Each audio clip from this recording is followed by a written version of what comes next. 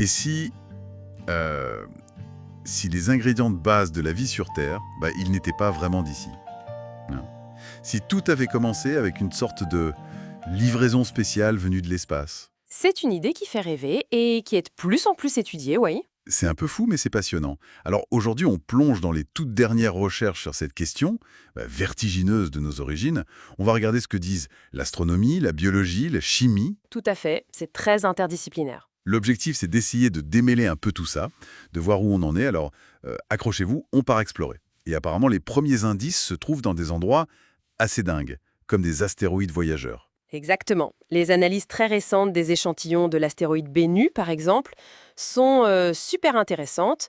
On y a trouvé de l'ammoniac, pas mal d'ammoniac, et aussi des molécules organiques complexes riches en azote. Attendez, de l'ammoniac et des molécules complexes sur un caillou spatial qui se balade à des millions de kilomètres.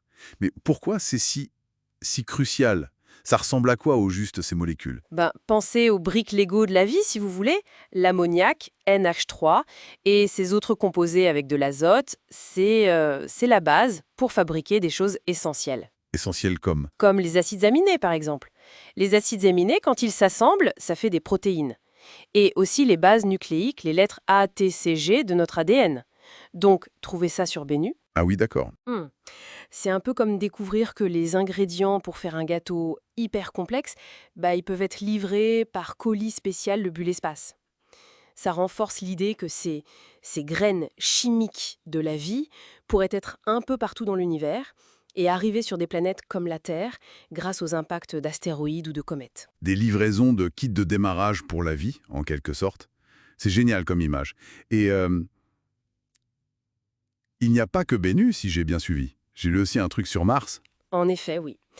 Des analyses de matière organique trouvées sur Mars suggèrent aussi que certains de ces composants de base pourraient avoir une origine, disons, non terrestre. Hmm. Ce qui est fascinant ici, c'est cette convergence. Trouver des indices similaires, bon, pas identiques, mais similaires, sur un astéroïde comme Bennu et sur Mars, ça suggère que ces ingrédients ne sont peut-être pas une spécialité terrestre. Donc on les trouve ailleurs aussi. Voilà. Peut-être bien plus commun dans le système solaire qu'on ne le pensait. D'accord. Donc on a peut-être reçu les ingrédients par livraison spatiale. Ça, c'est déjà énorme. Mais bon, recevoir la farine et les œufs, ça ne fait pas le gâteau, hein. Comment on passe de ces molécules inertes à quelque chose qui ressemble à de la vie, ici sur Terre? J'ai entendu parler de protocellules. Ça fait un peu science-fiction, non? Ah, les protocellules. C'est moins SF qu'il n'y paraît en fait. C'est une piste très sérieuse pour comprendre les toutes premières étapes. Imaginez des sortes de bulles primitives, des précurseurs de cellules, qui se forment spontanément dans l'eau de l'époque. Des bulles. Oui, des petites vésicules. Et des recherches récentes montrent comment ces structures minimalistes pourraient déjà avoir eu des capacités étonnantes, comme grandir ou concentrer des molécules à l'intérieur, et même, dans certains modèles, se diviser en copiant un ADN très simple qu'elles contiendraient. Ah ouais, ok. Elles se débrouillent déjà un peu toutes seules, quoi. C'est l'idée. Ce sont des modèles, bien sûr, pour visualiser comment les premières formes d'autonomie, de réplication, ont pu émerger de la chimie prébiotique. C'est une image assez saisissante, hein, ces bulles qui commencent à s'organiser. Et est-ce que ces protocellules nous mènent à Lucas, le fameux dernier ancêtre commun universel? C'était une protocellule améliorée, Lucas? Alors, Lucas, c'est le point théorique d'où toute la vie actuelle découle. Mais attention, ce n'était probablement pas la première forme de vie. Ah bon? Non, plutôt le dernier ancêtre dont tous les êtres vivants aujourd'hui, vous, moi, les bactéries, les arbres, nous descendons tous. Le survivant chanceux d'une époque où il y avait peut-être d'autres formes de vie primitives qui ont disparu. D'accord, le dernier ancêtre commun. Je vois. Voilà, et essayer de comprendre à quoi il ressemblait, quel était son métabolisme, ça nous donne des indices sur l'environnement de la Terre primitive, sur les conditions de l'époque. Et comment on fait ça? Sans machine à remonter le temps. Justement, notre meilleure piste, c'est d'étudier ce que toute la vie actuelle a en commun. Nos gènes partagés, notre biochimie fondamentale. Tout ça, ça porte la mémoire, l'écho de ces étapes très anciennes et de cet ancêtre commun. La vie d'aujourd'hui est un guide pour comprendre ses propres origines, en quelque sorte.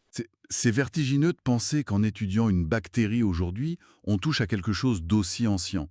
Alors, si on essaie de rassembler les pièces du puzzle, on a des indices, des bons indices, que les briques de base sont peut-être arrivées de l'espace. Vénus, Mars. C'est une hypothèse forte, oui. Sur Terre, ces briques auraient pu s'organiser en protocellules primitives, ces fameuses bulles, et ça aurait mené finalement à Lucas, notre ancêtre commun à tous. C'est un tableau complexe mais fascinant. Absolument. Et c'est une recherche fondamentale. Elle touche vraiment à notre compréhension de qui nous sommes, de notre place dans ce vaste univers. Chaque découverte nous rapproche un peu, ou du moins affine les questions sur ce point essentiel. Sommes-nous une exception cosmique, ou est-ce que les conditions qui ont permis la vie ici sont peut-être plus courantes qu'on ne le pense? Ça laisse vraiment songère. Et pour aller plus loin, on peut se poser la question, si ces ingrédients de base, comme le suggèrent Vénus et Mars, sont effectivement assez répandus dans l'espace, est-ce que ça veut dire que l'étincelle de la vie elle-même, le passage de la chimie à la biologie, a pu se produire ailleurs? Ou bien est-ce que ce passage-là est un goulot d'étranglement si incroyable qu'il reste extraordinairement rare, même avec les bons ingrédients? Ça, c'est encore une question ouverte.